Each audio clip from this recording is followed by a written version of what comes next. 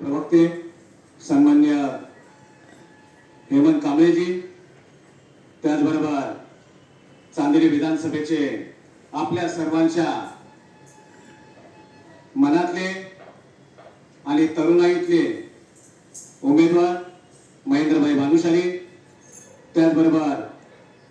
व्यासपीठावरील माझे सर्व सन्माननीय सहकारी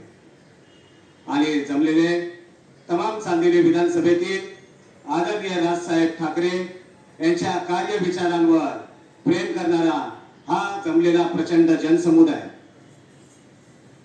आज आपण न भूतो न भविष्यती अशी ही जाहीर सभा आणि एक अनुभव या चांदेली विधानसभेमध्ये आणि या साकीनाका नगरीत आपण सर्व जनता अनुभवत आहोत